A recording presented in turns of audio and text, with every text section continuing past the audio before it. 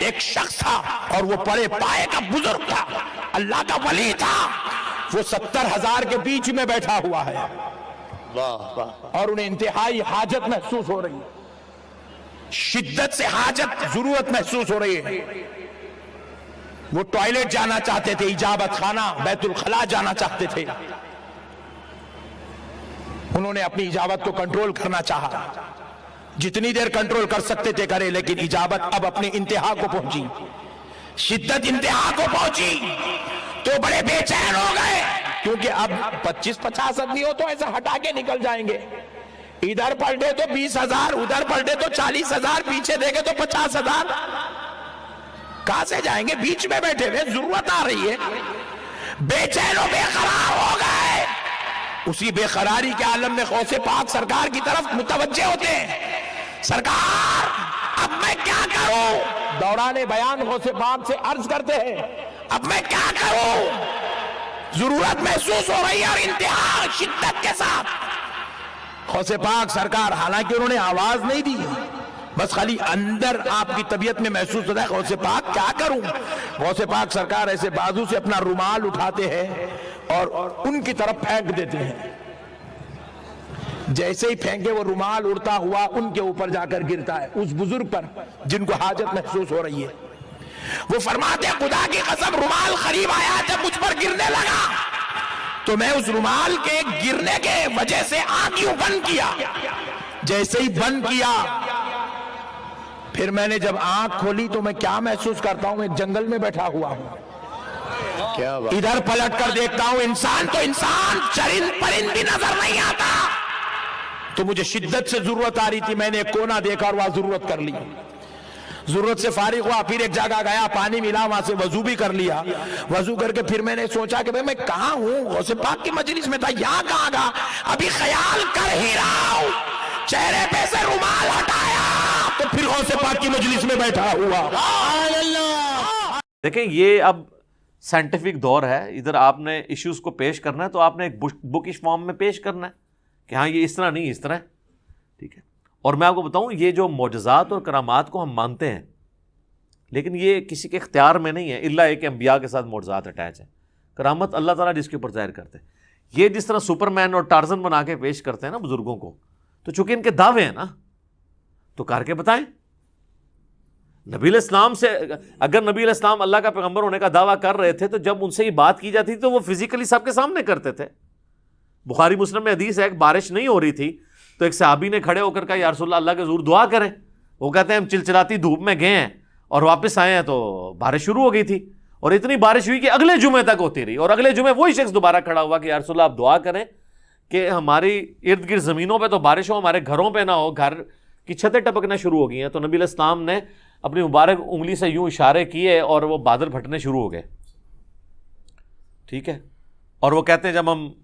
اگلے جمعے کے لیے گئے بارش میں تھے تو واپس آئے تو دھوپ تھی۔ تو میرے بھائی یہ یعنی نبی علیہ السلام نے تو سب کچھ کر کے بتایا نا، آپ کا جن بزرگوں کے بارے میں کلیم ہے تو ہم ان کو سائنٹیفکلی اس طرح چیزوں پہ چیک کریں گے، یہ سب کے سامنے فزیکلی کر کے بتائیں گے۔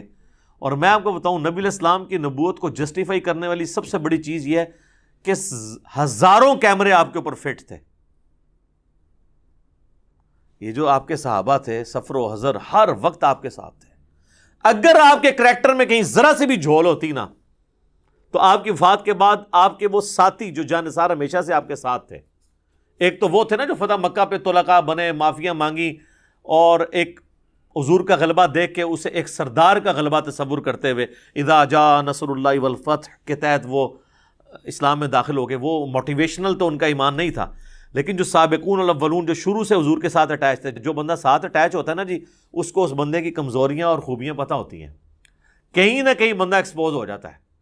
جس کے ساتھ ہزاروں لوگ اٹیچ ہوں اور حضور کی وفات کے بعد ان میں سے کوئی بندہ ٹس سے مس نہ ہو،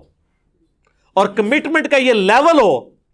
کہ ہزاروں لوگ جب اس دین کو چھوڑ جائیں تو چند مٹھی بھر لوگ اتنے کانفیڈنٹ ہوں کہ ہمارے نبی نے ہم سے وعدہ کیا تھا کہ رومن اور پرشین امپائر گرے گی، ہم تھوڑے سے ہی لیکن ہم ٹکرائیں گے، اللہ ہمیں فتح دے گا، یہ کانفیڈنس لیول ہو، یہی نبی علیہ السلام کی یعنی نبوت کی صداقت ہے،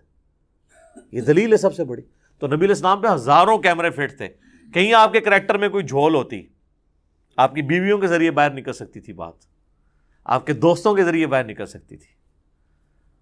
اور آپ جن بزرگوں کو مانتے ہیں ان کی کیا کیا باتیں باہر نکلتی ہیں. پرانوں کی نہیں نکلتی تھی، وہ میں نے نکال دی ہیں، اور نیوں کی تو اس لیے نکل رہی ہیں کہ پرانے زمانے میں بھی اگر ان کو اسی طریقے سے پرانوں کو بھی چیک کیا جاتا کریٹیکلی کیمروں کے ذریعے یا باقی معاملات کے ذریعے، تو آپ دیکھ لیتے کہ ان کے بھی ماشاءاللہ الا ماشاءاللہ اچھے لوگ بھی ہوں گے. میں نے یہ نہیں کہتا کہ برے لوگ ہی ہیں سارے، لیکن یہ ہے کہ یہ بڑی مشکل سے حسن ظن قائم رہتا ہے کہ آپ اتنے یعنی عجیب و غریب قسم کے دعوے کرتے ہیں، اور نماز پڑھنے کے لیے جاتے ہیں مکے مدینے، پیشاب کرنے کے لیے اپنے ٹوائلٹ میں جاتے ہیں. ان کے تو ٹوائلٹس کو لگائیں تالے، انہوں کو جتنے نماز پڑھنی ہے استنجا بھی اتنے ہی کرو جا کے روحانی طور تے تم لگ پتہ جائے گا روحانی طور سے کدھر جا سکے. یعنی جو بندہ یہاں بیٹھے بیٹھے مکے اور مدینے جا کے نمازیں پڑھ رہا ہے، استنجا کرنے کے لیے وہ کیوں اٹیچ باتھ میں جاتا ہے؟ اتنی بڑی ایکٹیویٹی وہ پرفارم کر رہا ہے تو استنجا بھی ہوتے ہی کرو. ٹھیک ہے، ان کے آپ ٹوائلٹ بند کریں، ان کے اوپر سی سی ٹی وی کیمرے لگائیں اور دیکھیں پھر جناب یہ کتنی دیر آپ کو نمازیں پڑھ کے بتاتے ہیں. سب کہانیاں ان کی کھل جائیں گی. اور آپ دیکھ لینا، وہ ہمارے بھائی نے انڈرسٹینڈ اسلام کے اوپر وہ جو ویڈیو اپلوڈ کی ہے کہ بزرگ جو ہیں وہ استنجے کے لیے پتھر مانگ رہے ہیں، تو وہ جس چیز کی طرف جاتا ہے وہ سونا بن جاتا ہے. اور پھر وہ جناب یہ بھی بتا رہے ہیں کہ حضرت وہ کہنے لگے جی بال بڑھ گئے تھے، انہوں نے کہا تیرے نبی کی سنت ٹوٹ رہی ہے تو اس لیے مجھے کچھ پیسے دے دیں. یار اللہ کے بندو، وہ کہتے ہیں سال ہوا ہے کچھ نہیں آپ سے مانگا،